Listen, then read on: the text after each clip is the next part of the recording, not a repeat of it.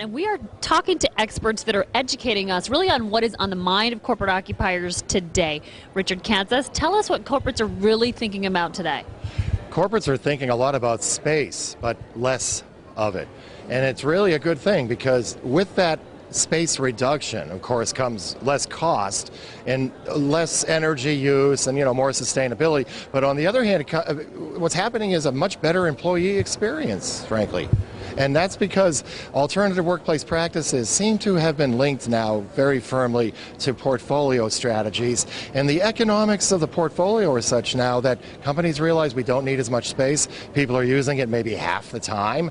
And what else can we do to save money and to be more productive? So I think space and productivity, along with the leasing strategy, you have a very strong linkage with those three key areas. Oh, clearly. And tell us then about this change in the demographics and how those workplaces are attracting knowledge workers. I think the demographic question is one of the big themes, if you will, within the theme here in Chicago. We're talking about social dynamics and the convergence of multiple forces, a much more complex landscape to navigate and understand. And when you add the demographic factor in, you're addressing a huge influence, because let's face it, we have 4 generations. I think this is really the first time it's ever happened in the workplace. And how do you blend those 4 generations together effectively? How do you harmonize that? And I think that's one of the intricacies, if you will, one of the real important nuances of the discussion we're having here today, because you're talking about younger people who have great ideas but far different working styles than people like me who have been in the workforce for a while longer.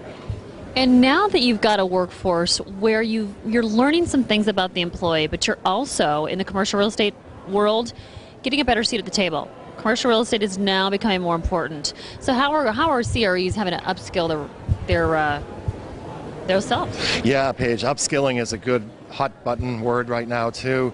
And I think it's all about your talent and skill set getting broader and much more non-real estate focused. Yeah, you still have to have those real estate competencies, but on the other hand, you really need to understand things like change management and client relationship management. Of course, you need to be good with finance now too. So it's a very important time for CREs to get out there and learn more and to expand their skill set and to understand there are more people that are not in real estate migrating into real estate management. And does that mean that real estate has a better seat at the table, literally? Do you think that we are now becoming a cost helper? Yeah, I'm glad you came back to that phrase, seat at the table. Because of the last recession, I think we proved again we're very good early responders to crises. And I think that, the recession showed companies that, yeah, we can make an immediate difference, bottom line impact. But on the other hand, what about, beyond the recession? Yes, those that understand how to influence drivers like productivity, sustainability, speed to market, competitiveness, risk management, and other drivers of the enterprise, those are the folks that are going to have that seat at the table by understanding the business, not necessarily from a real estate perspective. All right, so tomorrow's executive needs to know all things. Thank you so much, Richard. Thank you.